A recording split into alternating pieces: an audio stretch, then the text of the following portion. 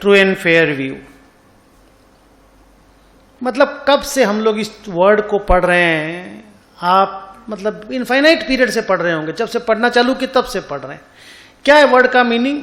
कि हमारा financial statement, अगर हम बैलेंस शीट की बात करें तो वो जो स्टेटमेंट ऑफ अफेयर या स्टेट ऑफ अफेयर्स के बारे में, एसेट लायबिलिटी के बारे में जो इंफॉर्मेशन देता है मेरा बैलेंस शीट, वो ट्रू एंड फेयर होना चाहिए। मेरा P&L, मेरी कंपनी के प्रॉफिट और लॉस के बारे में जो इंफॉर्मेशन देता है वो ट्रू एंड फेयर होना चाहिए। मेरा कैश फ्लो स्टेटमेंट जो inflows and outflows of cash के बारे में इंफॉर्मेशन देता है वो ट्रू एंड फेयर होना चाहिए। तो कॉमन बात है, कब से पढ़ रहे हैं हम लोग। ट्रू एंड फेयर का एग्जैक्ट मीनिंग क्या है? द आंसर इज, हम दो तरीके से बोलते हैं। पहला तरीका जो नॉर्मल ठेठ तरीका है, जो जितना है उसको उतना बताओ, बोर्ड देखो, और जो जैसा है उसको वैसा बताओ। ये तो इजी तरीका याद रखने का। क्या बोला? जल्दी बोल पे। जो जितना है उसको उतना बताओ, जो जैसा है उसको वैसा बताओ। बिल्डिंग को प्लांट मत बताओ, और 15 लाख को 17 लाख मत बताओ। सैलरी को रेंट मत बताओ, और 6 लाख को 3 लाख मत बताओ। रेंट को बिल्डिंग मत बताओ, नहीं तो P&L कैपिटलाइज हो जाएगा, मतलब रेवेन्यू एक्सपेंस कैपिटलाइज हो जाएगा। लायबिलिटी को इक्विटी मत बताओ। प्रेफरेंस शेयर कैपिटल को लायबिलिटी बताओ, इक्विटी मत बताओ। कन्वर्टिबल डिवेंचर को, कन्वर्जन पोर्शन को इक्विटी बताओ, लायबिलिटी मत बताओ। That is true and fair ना। सो जो जैसा है उसको वैसा बताओ, जो जितना है उसको उतना बताओ। That gives your financial statement the true and fair view that it requires at all points of time. English में अगर बोले, इसको ढंग से अगर बोले, अच्छा लैंग्वेज में, तो आप सारे इंफॉर्मेशन को फेथफुली रिप्रेजेंट करो। फेथफुली प्रेजेंट करने का मतलब ही तो यही है, सच बोलो। नहीं समझे?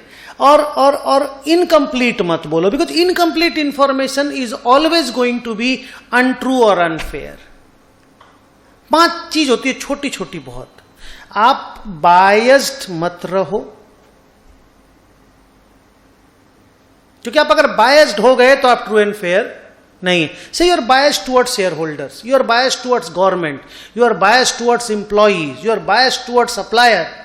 कुछ ना कुछ आप गलत करेंगे कि नहीं हमको बताओ। किसी के टुवर्ड्स भी आप बायस्ड रहेंगे तो ट्रूथफुल होने का सबसे प्राइमरी कैरेक्टरिस्टिक है, यू मस्ट बी, बोलो, unbiased. You must be unbiased. इसी को दूसरा नाम हम लोग देते हैं, you must be neutral.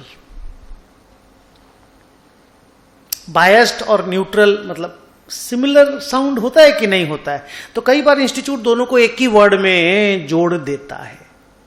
Then faithful representation करना ही करना है आपको। ओके, और एक बात है, you must be complete. Incomplete information कभी भी ट्रू एंड फेयर व्यू नहीं देगा। क्या नाम है तेरा बेटा? मीत। देख, मैं एक तो इनकंप्लीट इंफॉर्मेशन देता हूं, फिर उसको कंप्लीट करता हूं। तुमको फील होगा, अरे बाप रे बाप, कितना बड़ा डिफरेंस हो गया। हमने मीत को थप्पड़ मारा, हम विलन हो गए ना। जल्दी बोलिए, मीत विक्टिम टाइप का हो गया, मतलब क्योंकि मीत ने मेरे को बीच रोड में गाली दिया। अभी क्या हुआ? हम जस्टिस देने वाले हो गए ना, मतलब हम राइट काम किए ना। फर्क कहां हुआ नहीं समझे? इंफॉर्मेशन के कंप्लीटनेस और इंफॉर्मेशन के इनकंप्लीटनेस पे। कॉपी में ये वाला वर्ड लिखो, क्योंकि या बुक में लिख दो अगर बुक में जगह है तो, ट्रू एंड फेयर व्यू के सामने। बुक में जगह है? दिख तो नहीं रहा है हमको। लगता कॉपी में नोट बनाओ ना, क्या दिक्कत है? तेरा 24-25 तो नोट तो बना ही था, 1-2 और बना लेते हैं ना। 1 नंबर करके लिखो।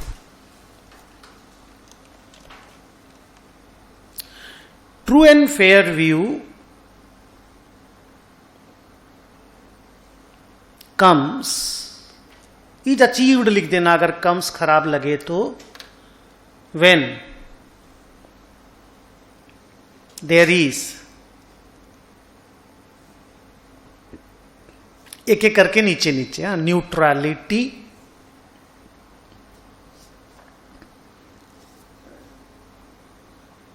अनबायस्डनेस,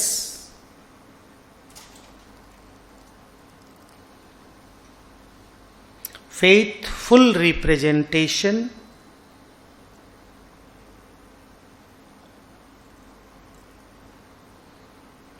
completeness।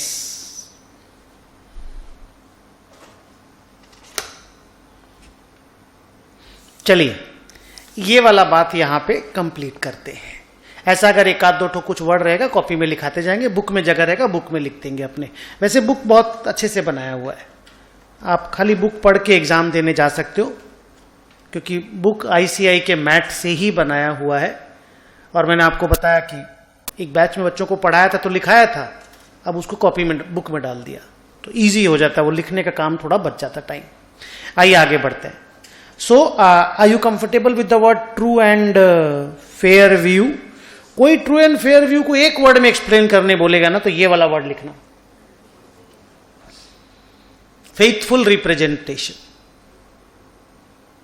ओके